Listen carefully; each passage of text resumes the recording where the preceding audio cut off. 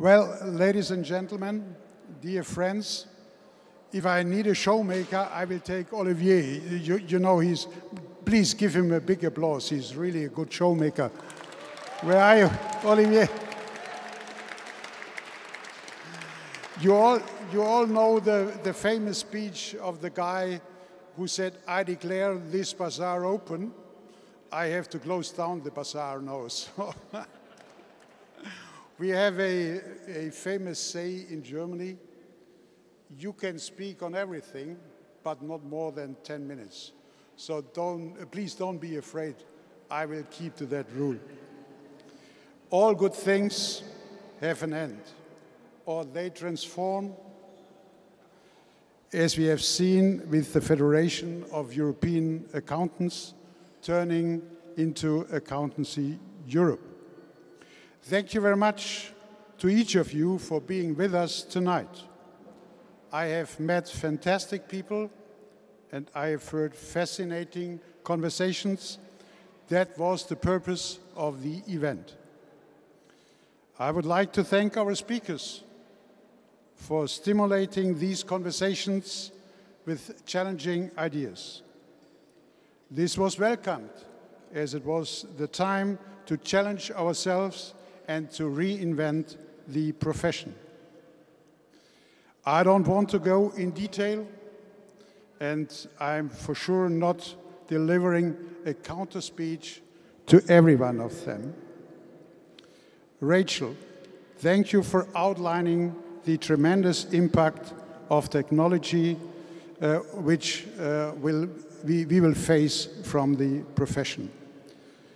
We have put this very high on our strategy, and we all are committed not to send telefaxes anymore to Olivier, so to say. I think it's critical that we seize the opportunities technology brings and that we refocus our work on what delivers most value to society.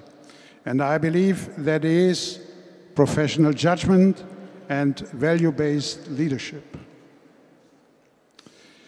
Mr. Morieux, you convinced me that the profession has to be an agent of change to make markets and business smarter and simpler. We all have heard of the KISS principle, keep it soft and simple, and thank you very much for your inspiration. Mrs. Stablock, you really did a great effort to join us from New Zealand, and you were outlining the importance of trust. Trust is something fundamental to any society, any market, and any transaction.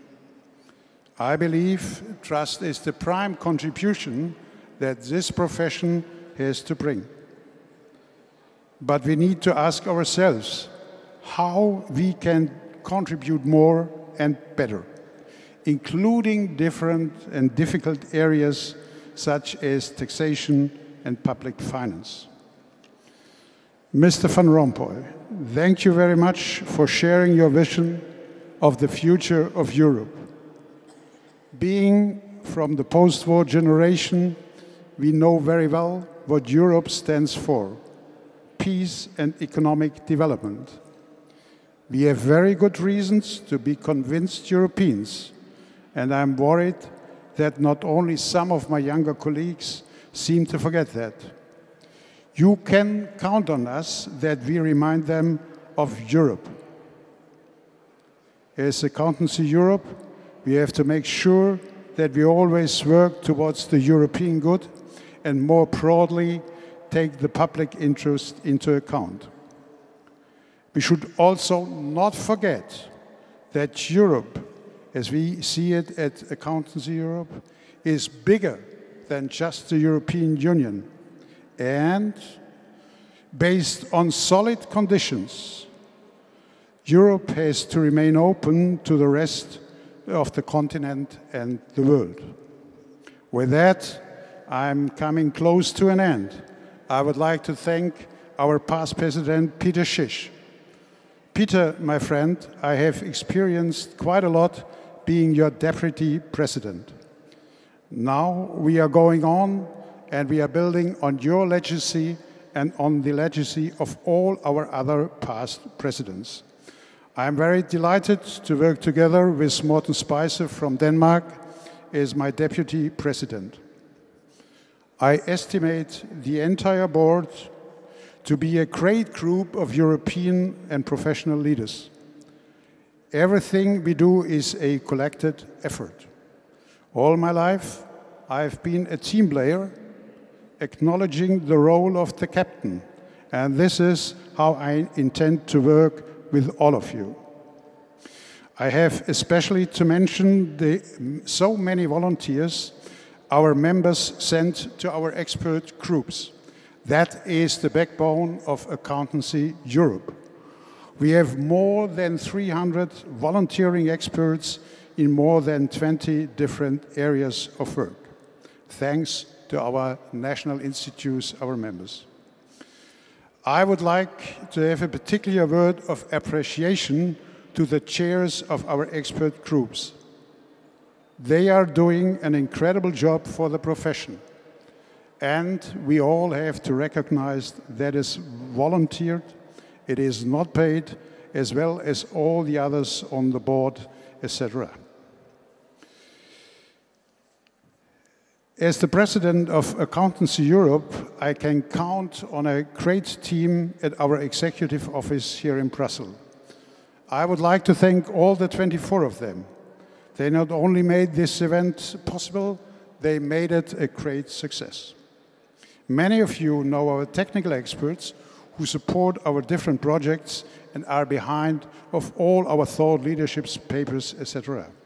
You might know less our colleagues from the communication team led by Laura Boyce.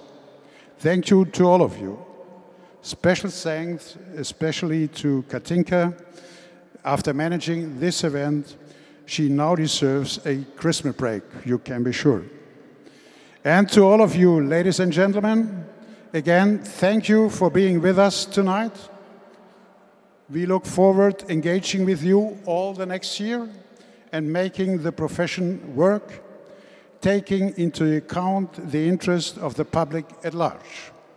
In the meantime, please let me wish you a Merry Christmas and a happy, prosperous and peaceful New Year 2017. I think it's now time to let the Grandmasters rest and give them back their beautiful museum. Good night and safe travels. Thank you very much.